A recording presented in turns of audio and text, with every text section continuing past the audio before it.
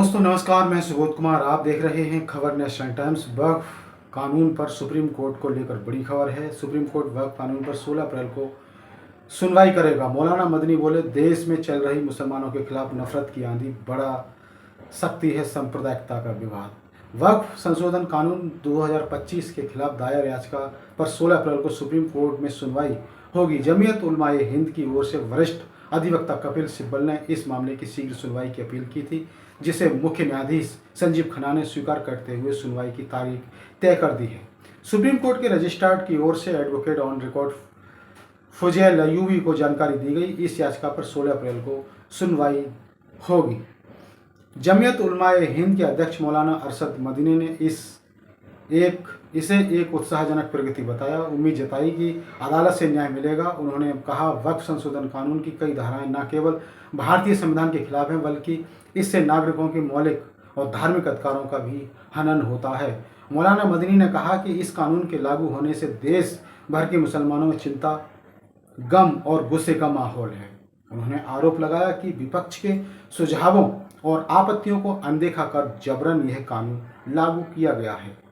इससे वक्फ संपत्तियों के साथ छेड़छाड़ होने की आशंका बढ़ गई है। उन्होंने कहा कि सरकार की मंशा ठीक नहीं है और यह कानून ना तो मुसलमानों की भलाई के लिए है और ना ही वक्फ मामलों में पारदर्शिता लाने के लिए है, बल्कि इसका उद्देश्य वक्फ संपत्तियों पर कब्जा करना है।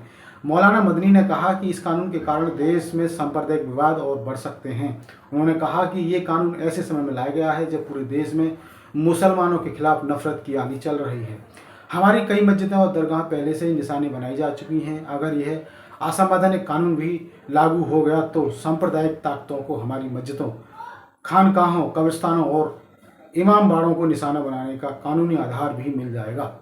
मौलाना मदनी ने बताया कि 16 अप्रैल को होने वाली सुनवाई के दौरान जमीयत उलमाए हिंद के वकील अदालत से मांग करेंगे कि इस कानून को लागू होने से रोका जाए और इस पर अंतरिम आदेश जारी किए जाए। ये याचिका का डायरी नंबर 1826/1/2025 है। याचिका में कहा गया है कि वक्फ ट्रिब्यूनल के फैसलों को खत्म करना और वक्फ मामलों के लिए जटिल प्रक्रिया अपनाना वक्फ संपत्तियों की सुरक्षा के बजाय उसे कमजोर करता है, जो भारतीय संविधान के अनुच्छेद 14 और 15 का उल्लंघन है।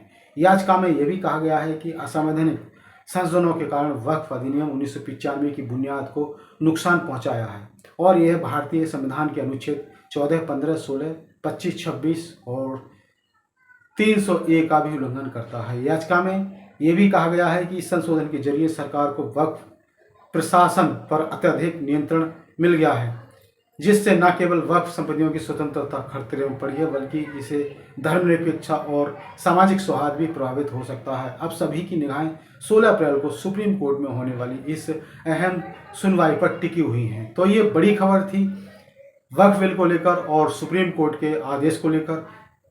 इसी तरह की खबरों से जुड़े रहने के लिए हमारे इस चैनल खबर नेशनल टाइम्स को सब्सक्राइब करें।